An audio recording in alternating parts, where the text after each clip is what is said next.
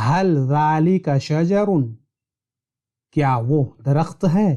Is that a tree? नाम ذالک شجر जी हाँ वो दरख्त है. Yes, that is a tree.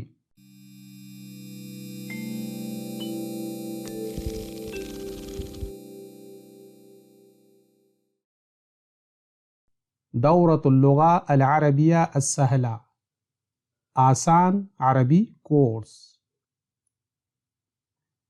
الدرس السادس عشر lesson 16 حل استفہامیہ. السلام علیکم ورحمۃ اللہ وبرکاتہ. میں ڈاکٹر عبدالرقیب مدنی آسان عربی زبان کا 16واں سبق لے کر آپ کی خدمت میں حاضر ہوں. آج کے سبق میں ہم حرف استفہام حل کو سمجھیں گے، پڑھیں گے اور مشق کریں گے. لیکن آگے بڑھنے سے پہلے ادوات استفہام پر ایک نظر ڈالتے ہیں تاکہ انہیں سمجھنا اور یاد رکھنا آپ کے لیے آسان ہو جائے. ادوات الاستفہام انٹروگیٹو پارٹیکلز. تو ادوات الاستفہام کیا ہے؟ نمبر 1 وہ الفاظ جن کے ذریعہ سوال کیا جاتا ہے. نمبر 2 انہیں اسماء استفہام بھی کہا جاتا ہے، یعنی ادوات الاستفہام کو عام طور پر اسماء استفہام کہا جاتا ہے. نمبر 3 یہ ہمیشہ جملہ کے شروع میں آتے ہیں. یہ بہت اہم قاعدہ ہے، اسے آپ کو یاد رکھنا ہے. تمام ادوات استفہام ہمیشہ جملہ کے شروع میں آتے ہیں. زیادہ استعمال ہونے والے ادوات استفہام: ما، ماذا، من، هل، کیف، این، متی، کم، ایو. یاد رہے حمزہ استفہامیہ یعنی اور حل حرف ہے، باقی اسم ہے. اور ابھی تک ہم نے ما، من اور حمزہ استفہام یعنی ان تینوں کو پڑھا چکے ہیں، اور آج ہم پڑھیں گے حل. تو چلیے آگے بڑھتے ہیں. حل، حل کا معنی اردو میں کیا، اور انگلش میں حل کے لیے کوئی خاص ورڈ نہیں ہے. انگلش میں حل کا معنی پیدا کرنے کے لیے از اور آر جیسے ہیلپنگ ورب کو سینٹنس کے شروع میں لاتے ہیں، جیسا کہ ہم آگے مشق میں دیکھیں گے. اور عربی میں حل کا جواب 2 لفظوں سے دیا جاتا ہے. ایک لفظ ہے نعم یعنی ہاں، جی ہاں، اور انگلش میں یس.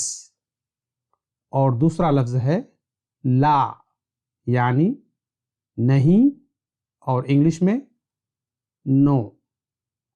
مثال دیکھتے ہیں. ھذا شجر، یہ ایک درخت ہے. دس از اے ٹری.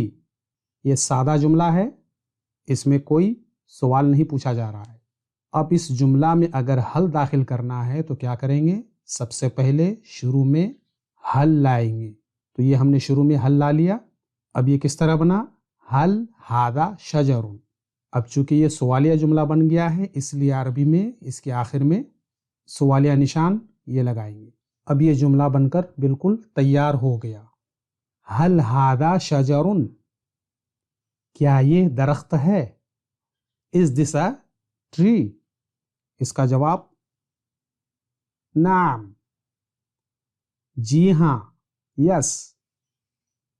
ھذا شجر، یہ ایک درخت ہے. دس از اے ٹری. پھر سے ایک بار. حل ھذا شجر، کیا یہ درخت ہے؟ از دس اے ٹری؟ نعم ھذا شجر، جی ہاں یہ ایک درخت ہے.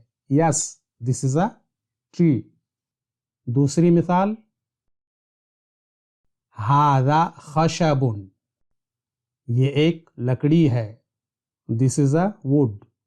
اس میں اگر حل داخل کرنا ہے تو اس کے شروع میں حل لائیں گے. تو یہ ہم نے حل داخل کر دیا. اب یہ جملہ کس طرح بنا؟ حل ہادہ خشبن.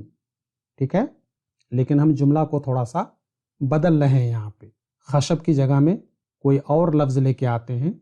تو یہ ہم نے ہادہ خشبن کو ہٹا دیا اور اس کی جگہ یہ جملہ لے کے آیا، ہادہ شجرن. حل ہادہ شجرن. آخر میں سوالیہ نشان لگائیں گے. اب یہ سوالیہ جملہ بن کر کے تیار ہو گیا. اس کو کیسے پڑھیں گے؟ حل ہادہ شجرن مطلب کیا یہ درخت ہے؟ از دس اے ٹری؟ تو آپ یہاں پر دیکھیے، آپ کے سامنے ایک لکڑی کا ٹکڑا پڑا ہوا ہے جسے ہم نے پڑھا کہ یہ لکڑی ہے.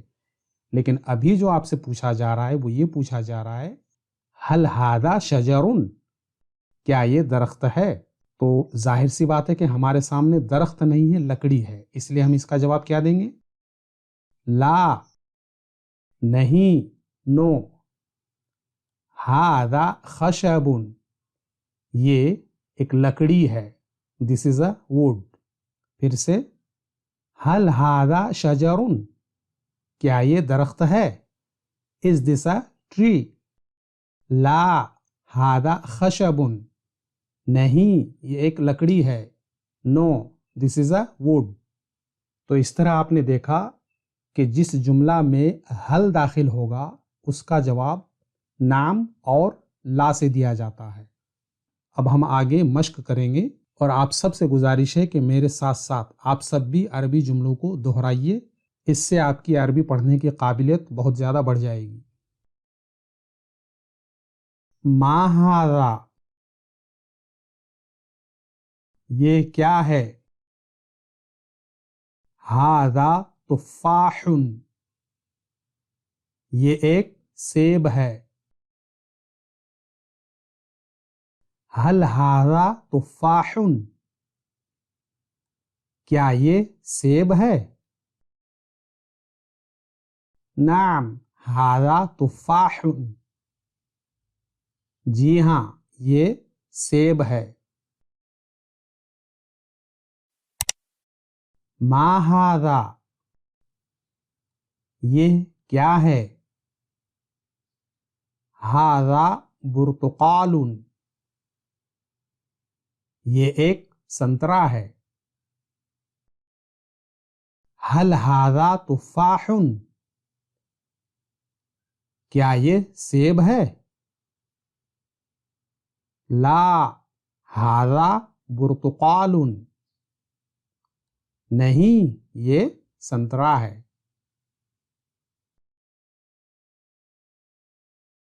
ما ھذہ، یہ کیا ہے؟ ھذہ فراولۃ، یہ ایک اسٹرابیری ہے. حل ھذہ فراولۃ، کیا یہ اسٹرابیری ہے؟ نعم ھذہ فراولۃ، جی ہاں یہ اسٹرابیری ہے. ما ھذہ، یہ کیا ہے؟ ھذہ تمرۃ، یہ ایک کھجور ہے. حل ھذہ فراولۃ، کیا یہ اسٹرابیری ہے؟ لا ھذہ تمرۃ، نہیں یہ کھجور ہے. دھیان دیجئے، عربی میں آپ تمرتن اور اسی طرح تمرن بھی استعمال کر سکتے ہیں. تمرتن، تمرن دونوں استعمال کر سکتے ہیں. ما ھذا، یہ کیا ہے؟ ھذا تین، یہ ایک انجیر ہے. حل ھذا لیمون، کیا یہ لیمو ہے؟ لا ھذا تین، نہیں یہ انجیر ہے.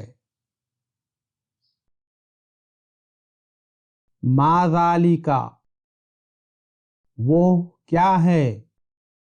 ذالکا موزون وہ ایک کیلا ہے.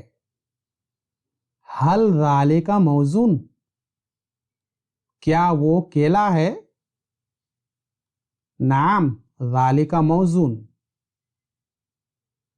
جی ہاں وہ کیلا ہے. ما ذالکا وہ کیا ہے. ذالکا رمان وہ ایک انار ہے. حل ذالکا منجو